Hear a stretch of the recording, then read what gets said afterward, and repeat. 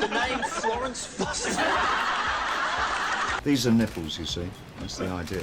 Is it speed or coke? I can't tell. David Bowie built an entire career on reinvention, talent, and rock star mystique. But behind all that hair and rock star energy, he was completely unhinged the second a camera turned on him. Good man. Yeah. Your lovely eyes as well. Well, which one? Both of them. Just extraordinary. One's nicer than the other. My godmother's I'd be got careful of the other eyes. one. The other one's the evil eye. Is it? Look at that. Oh, it's not. Oh, I'm alarmed. On TFI Friday in 1999, Bowie admitted he once stayed awake for 7 to 8 days at a time. Bowie said he had friends to entertain. You used to stay up for 7 to 8 days at a time. I did indeed, yes. I had a lot of friends. And you've got to give friends time. Was that the drugs then? The reason I had friends? Probably, yeah. But I imagine. They all disappeared when I stopped doing drugs, so I think you're probably right on the money there. Most celebrities used Conan O'Brien's secret segment for harmless confessions. Bowie used his to throw an entire Cincinnati arena under the bus 12 years after the fact.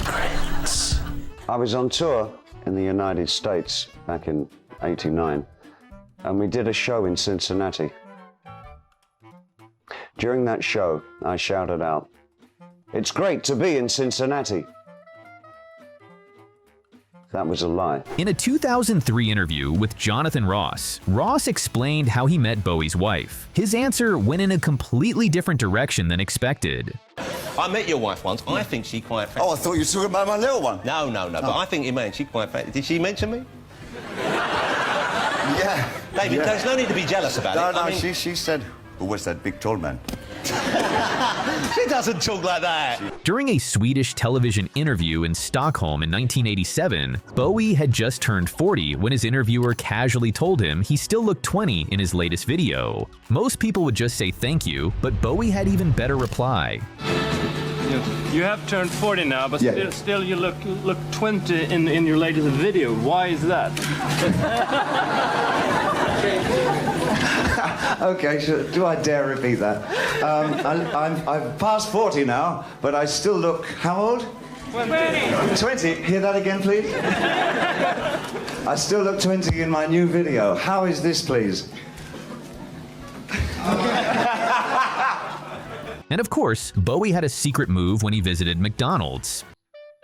Sometimes, when I'm at a McDonald's, I wait until nobody's looking, and then I stick my hand inside the straw dispenser and touch all the straws.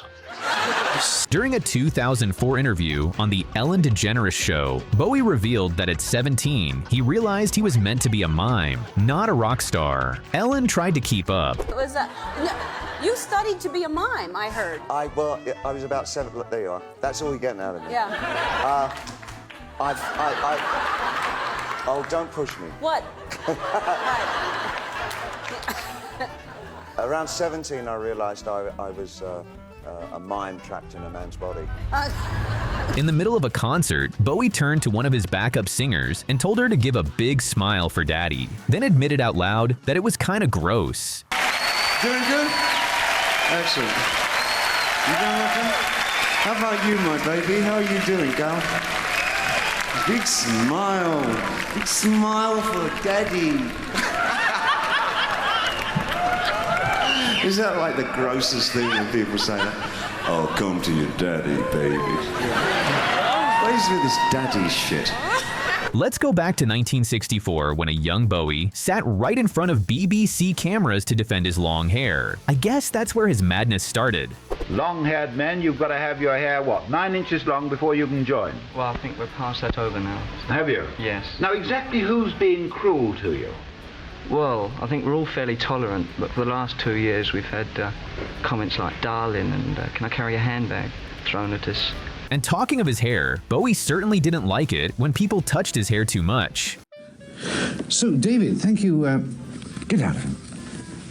Bowie and Peter Frampton have been friends since school. In 1987, they were roaming the streets of Madrid looking for a beer and a haircut. Being Bowie, he found something else to comment on entirely. She just went berserk at us. Because Dennis... Yeah, because of Dennis. Scarf over her head. That's probably because she's from Seville and she's down here for the day. She's down here for the oranges. Probably one of the models for Il Greco. But her husband doesn't know that. Yeah. Oh, she was a prostitute. That was a Spanish prostitute.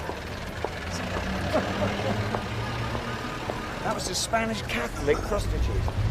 Bowie spent 50 years being effortlessly cool. All it took was a free pair of sunglasses on a talk show to remind everyone exactly why.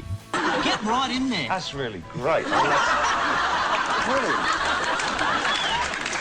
I've never been on a show where they gave sunglasses away. That's really good. See, now, if That's any terrific. other guest had ever bothered to dig to the bottom of the jar... Even I didn't know they were there. Amazing how these fit exactly. Interested to know who Little dancing influences you. glasses. Now, explain to me who the name Florence Foster... Florence Foster Jenkins. Yeah. Wow! On the Today Show in 1993, just weeks after marrying supermodel Iman, Bowie told Bryant Gumbel she had ironed his clothes that morning, and Gumbel couldn't picture it. Did a lot of wonderful stuff here today, and I believe all of it, except for what you told me during the commercial. Go on.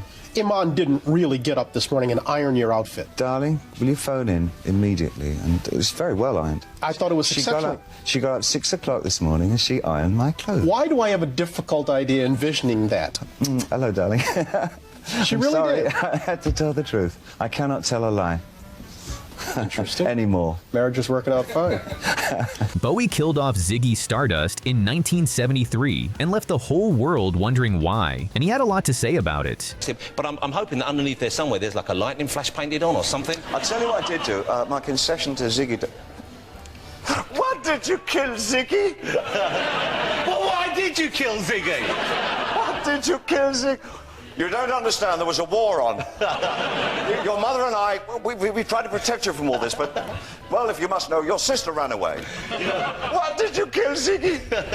It was hard for all. Bowie casually mentioned he had gastroenteritis during a live interview. What followed was a story that started in an Indonesian jungle and somehow ended with him redecorating a local bathroom. I've had gastroenteritis. Oh. Do you know how I got that? Go on. I was in Indonesia. I was lost in the jungle, and an old man with one leg and a donkey found me and took me to a glade. So we're going to the palace.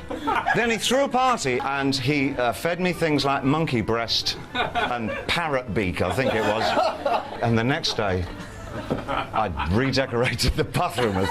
Carson Daly asked Bowie on Last Call in 2003 how he handled his son's rebellious teenage phase. Bowie then told a story of his son's green hair. I was thinking, what is it like for David Bowie to discipline, like your son in his sort of rebel stage when he comes down, and what sort of disciplinary can you be given your past? We went to, when he was around 12, where we were living, the town, Johnny Rotten came in with Pill. Pill had just been formed, and my son said, I really want to go and see them, Dad. Can we go and see them? I said, yeah, sure, I'll take you down.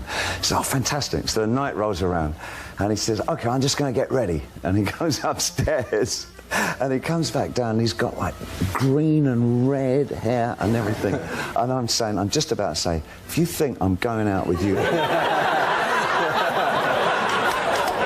he's like, yeah. Yeah, Dad, what? What are you going to say? What are you going to do? Start whipping out the Bowie reinvented himself so many times that historians lost count. If you asked him how he felt about that, he gave the most Bowie answer imaginable. The prospect of virtual reincarnation is something that we've seen in your career. I mean, Ziggy, Thin White Duke, all of them. Oh, I'm the chameleon of rock, No, but... Did you feel like... Self-reinvention is my middle name. Because you know my motto, changes.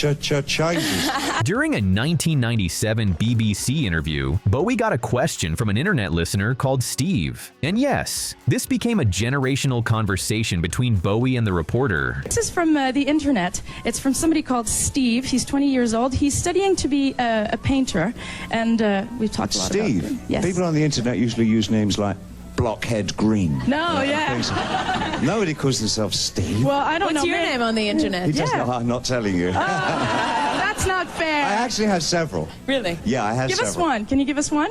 Guy. Not. Bowie told a story about seeing the Rolling Stones early on when barely anyone knew who they were. A heckler told Mick Jagger to cut his hair. Bowie then did his own impression of Jagger's comeback. It was priceless. I'd never seen anything so rebellious in my life. Some guy yells out, "Get your hair cut." And Mick says, and I'll never forget these words, "What, and look like you?" During a live show, Bowie turned answering a fan's phone call into a full performance, doing an exaggerated operator voice, repeating himself like the line was broken. Let me take one of these request things on the telephone. Hello, is there anybody there? Let me take one of these request things on the telephone. Hello, is there anybody there? Hello? Hi. Oh, thank goodness you came in there, Bessie. Yes. Who is this? My name is Daddy. Hey. How are you? Where are you phoning in from? Not every unhinged moment was a fun one. In a 1983 MTV interview with Mark Goodman, Bowie noticed how few black artists were being played on the network and started interviewing the interviewer. I'd like to ask you something. All right. It occurred to me, having watched MTV over the last few months, that it's a solid enterprise and it's got a lot going for it. I'm just floored by the fact that there's so few black artists featured on it. Why is that? I think that we're trying to move in that direction. That's evident. It's evident in the fact that the only few black artists that one does see are on about 2:30 in the morning or to around 6. Very few are featured predominantly during the day. No, that's a... I'll say that over the last couple of weeks these things have been changing, but it's a slow process. 3. Bowie played a rebellious prisoner of war in the movie Merry Christmas, Mr. Lawrence, and Bowie was absolutely diabolical.